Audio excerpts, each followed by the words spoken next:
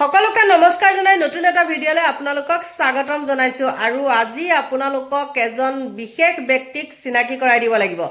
সেই বিশেষ ব্যক্তিজন হ'ল এইটো চেলেকা দেখিছেনে? এই চেলেকাৰ পুতেক চেলখোৱা আৰু ই কুংকি চৌধুৰীৰ পিছত কিয় লাগি আছে? আজিৰ পৰা 4 দিনমানৰ আগত তেওঁ লাগি আছে কুংকি চৌধুৰী পৰিয়ালৰ লগত বা কুংকি চৌধুৰীৰ লগত একদম পুৰা লাগি আছে। লাগি থকাৰ কাৰণটো কি জানেনে? তেওঁ নিজে লিখিছে আৰু লিখিছে কি যেন জি কুংকি চৌধুৰী বিতৰ্ক, কুংকিৰ পৰিয়ালৰ বিতৰ্ক, আমাৰ পৰিয়ালক আক্ৰমণ, মোক ব্যক্তিগত আক্ৰমণ, কুংকি চৌধুৰী পৰিয়ালে মোক কৰা আক্ৰমণৰ বিৰুদ্ধে মই মাত নামাতিম নেকি? কুংকি চৌধুৰীৰ পিতৃ দুদুল চৌধুৰী নিউজ পৰ্টেলে মোক আৰু মোৰ দেউতা অতনু ভূঞাক ব্যক্তিগত আক্ৰমণ চলায়। কেৱল এখন অসমীয়া চিনেমা নিৰ্মাণ কৰাৰ বাবে দুদুল চৌধুৰীয়ে নিজৰ পৰ্টেলে অতনু ভূঞাৰ বিৰুদ্ধে মনে সজা বাতৰি পৰিৱেশন কৰে। দেউতাৰ সৈতে চিনেমাখন নিৰ্মাণত লাগি থকাৰ বাবে সেই পৰ্টেলে মোক টাৰ্গেট কৰি চতুৰ পুত্ৰ বুলি বাতৰি কৰে। যেন জি কুংকি চৌধুৰীৰ মতে গো মাংস খাই ফটো পোষ্ট কৰা পৰিয়ালক লগ লাগিব নালাগে। তেনেহ'লে মোৰ পৰিয়ালক লৈ ইমান নিষ্ক্ৰিয় সাংবাদিকতা কিয়? কেনেকুৱা ফকতীয়া হ'ব লাগিব চাওকচোন। মানে কি হয় জানে, বাপেকৰ লগত থাকি থাকি পুতেকো তেনেকুৱা ফকতীয়া হ'ল। ফকতীয়া কাৰণে এইখিনি কথা তেওঁলোকে কি কৰিছে মানে ইয়াত প্ৰকাশ কৰিছে। দুইজনৰে বাপেক আৰু পুতেক দুইটা চেলেকা আৰু চেলখোৱা দুইটাই কি কৰে, মুঠতে হোৱাই নোহোৱাই মানে বিজেপিৰ বাদে গোটেইকেইটাকে কি কৰে, সাঙুৰি হোৱাই নোহোৱাই একদম লিখি থাকিব কিবা কিবি। মাজনিশাৰ চিন্তা মুটনি খাই লৈ পেলাই তেওঁলোকে মাজনিশাহে চিন্তা কৰিবলৈ পায় আৰু বা কি 2 নম্বৰী কাম কৰে। গতিকে তেওঁলোকৰ বাপেকৰ কিছুমান চৰিত্ৰ ওলাই আহিছে। আচলতে তেওঁলোকৰ বাপেকেহে আগতে কি কৰে, প্ৰথমতেই লোকৰ পুকৰত গৈ পেলাই কামুৰি থাকে আৰু তাৰপিছততো বেলেগে দিবই। কুকুৰ এটাক যদি ওলাওঁতে সোমাওঁতে আমি মানে গুৰ মাৰি থাকোঁ, কিবা কৰি থাকোঁ, তেতিয়াতো ঘেকেংকৈ মাৰিবই। ঠিক তেনেকৈ যেতিয়া লোকৰ পুকৰত তেওঁলোকে মানে খুচৰি থাকিব তেওঁলোকেতো মুখত উলিয়াই দিবই। গতিকে বন্ধু বান্ধৱীসকল, এইজনে আকৌ বাপেকৰ হৈ ওকালতি কৰিবলৈ যায় বোলে আৰু কুংকি চৌধুৰীৰ পৰিয়ালৰ লগত তেওঁ ফেৰ মাৰিবলৈ যায়। কিমান নিৰ্লজ্জ চাওকচোন, লাজো নেপায়। আকৌ সেইদিনাখন ফটো এখন দিছে, কিয়নো আহে ইমানেই মানে হেৰি কৰোঁ, ব্লগ কৰি যাওঁ, তাৰপিছত আকৌ কোনোবা এইবিলাকে দিয়ে ন, হেৰি কৰি ফ্ৰেণ্ডত থকা কিছুমানেও তেওঁলোকক আনি পেলাই দিয়েহি। কুকুৰৰ লগত তেহেঁতত তাত যে আছে গুণেশ্বৰৰ লগত একদম সম্পূৰ্ণ মুখকেইখন মিল, চাবচোন আপোনালোকে হয়নে নহয়। আৰু এইজনৰ পিতৃয়ে বোলে মনে ভাবি আছিলে বিধায়ক হোৱাৰ বোলে হেৰি ভাবি আছিলে মানে বিধায়ক হ'বলৈ ভাবি আছিলে আৰু আমি কেনেকৈ টিকেট পাম সেইটো ভাবি আছিলে। কিন্তু হিমন্ত বিশ্ব শৰ্মাৰ লগতো নহ'ব। হিমন্ত বিশ্ব শৰ্মাই তেওঁলোকক য'ত স্থান দিছে যে তহঁতে ইয়াতেই চেলেকি থাকিব লাগিব, ওপৰলৈ তহঁত উঠিব নোৱাৰ। আৰু হিমন্ত বিশ্ব শৰ্মাই গম পায় যে কাক কেনেকৈ টিকটটো দিলে কি কৰিব পাৰি।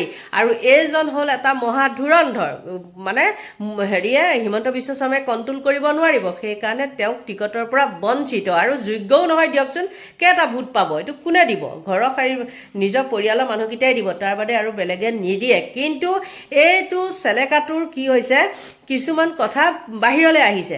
তেওঁ যেতিয়া মানুহক ইমান বেয়াকৈ কথা ক'ব পাৰে।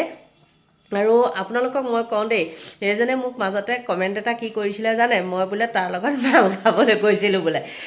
লাজো নাপায়, কিন্তু তেওঁ নাজানে যে সেইজনী ময়ে দেই। মই কৈ দিলোঁ আপোনালোকক কেনেকুৱা ফকতীয়া। আৰু এইটোৰ লগত যে আৰু এটা আছে, একেই সাংবাদিক এটা আৰু এটা আছে, সেইটো সেই বিজেপিৰে মানে ধেমা ধৰা, সেই বিজেপিৰে সাংবাদিক কৰি ফুৰে। সেইটো নাম কিবা জয়ন্ত কিবা এটা আছিলে নেকি, সেই পাহৰি গৈছোঁ দেই মই। গতিকে এই ধেমা ধৰাটোৱে কেনেকৈ টিকট বিচাৰিছিলে, কেনেকৈ ক'ৰ পৰা বিচাৰিছিলে আপোনালোকে চাওকচোন। আৰু ইয়াক বা কোনে ভোট দিব? ইছ ৰাম, ই কাৰ লগত খেলিব পাৰিব জানেনে? চিকাৰ লগত খেলিব পাৰিব। আৰু গম পাইছে চিকা মানে কোন? এই দুইটা একেই, কিন্তু একদম খিলি খাই মিলি গৈছে। দুইটা একেই, যোৰাও যোৰা, একেবাৰে পাভৰ যোৰা। গতিকে বন্ধু বান্ধৱীসকল চাই লওক। নাম অতনু ভূঞা, কাম কৰিবলৈ বিশেষ নাই, প্ৰয়োজন মৰ্দনে নিচা আৰু পেচা, হেঁপাহ বিধায়ক হোৱাৰ। তেজপুৰৰ পৰা নিৰ্বাচন খেলাৰ মন অতনু ভূঞা। পিছে GS ৰোড কাণ্ডই নিষেধ কৰিছে ভাৱমূৰ্তি। সেয়ে ঘৰতে খুলি লৈছে পৰ্টেল। অতনু ভূঞা নামৰ ব্যক্তিগৰাকীক চিনি পাই চাগে। নামত নিজকে সাংবাদিক বুলি পৰিচয় দিয়ে যদিও সকলোৱে তেওঁক GS ৰোডৰ কামটোৰ বাবে ভালকৈ চিনি পায়। এতিয়া পিছে অতনু ভূঞা হ'ব বিচাৰিছে বিধায়ক। তেজপুৰৰ পৰা নিৰ্বাচন খেলিবলৈ সপোন দেখা অতনু ভূঞাই তৈল মৰ্দনকে একমাত্ৰ সাৰথি কৰি লৈছে। সেয়ে নিজৰ ঘৰতে এটা পৰ্টেল খুলি লৈ আৰম্ভ কৰিছে তৈল মৰ্দনৰ বেহা। কেতবোৰ তৰল বিষয় লৈ ভিউৱাৰ বকৱাৰ নিকনি দূৰত নমা অতনু ভূঞাই পৰ্টেলৰ নাম দিছে আকৌ সত্য।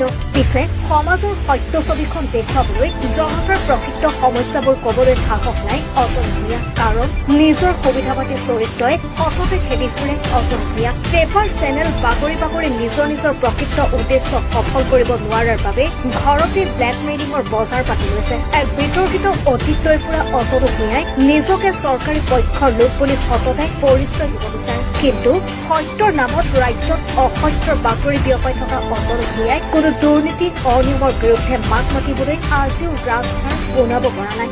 ৰাজনৈতিক নেতাই সংঘটিত কৰা দুৰ্নীতি উদঙাই দিলেই তাক কিদৰে অসত্য প্ৰমাণিত কৰিব পাৰি তাৰ চিন্তা কৰি দিনটো পাৰ কৰে অতনু ভূঞাই। তাৰ পাছত নানা অংক কৰি চালে বেৰে কোবাই কেতবোৰ কথা লৈ থিয় হয় কেমেৰাৰ সন্মুখত। সেয়াই কাম এইজন তথাকথিত সাংবাদিক অতনু ভূঞাৰ। পিছে কেতিয়াবা ৰাজনৈতিক নেতাৰ বেডৰুমত মাৰো খায় অতনুৱে। বেলখনি কোবাই নেতাই। ৰাজনৈতিক নেতাইও জানে তৈল মৰ্দনকাৰীৰ চৰিত্ৰ। সেয়ে কেতিয়াবা কেতিয়াবা নেতাৰ বেডৰুমত চৰ বুকু খাবলগীয়া হয় অতনু ভূঞাই। আনকি পেণ্টৰ বেল্টেও কোবাই অতনু। পিছে সেইবোৰলৈ অলপো লাজ নাই, কাৰণ অতনুৰ নিজৰ ৰাজহা বুলিবলৈ একো নাই। GS ৰোডৰ কাণ্ডই নাকত থকা লাজকণো নোহোৱা কৰিছে। গতিকে শেষ সম্বল হিচাপে তৈল মৰ্দনকেই বাছি লৈছে।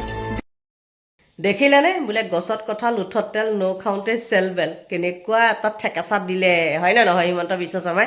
গতিকে বন্ধু বান্ধৱীসকল সকলোকে ভগৱানে ভালে কুশলে ৰাখক, তাকেই কামনা কৰিছোঁ। আৰু মোৰ ভিডিঅ'টো ইমানতে সামৰণি মাৰিছোঁ। Bye bye.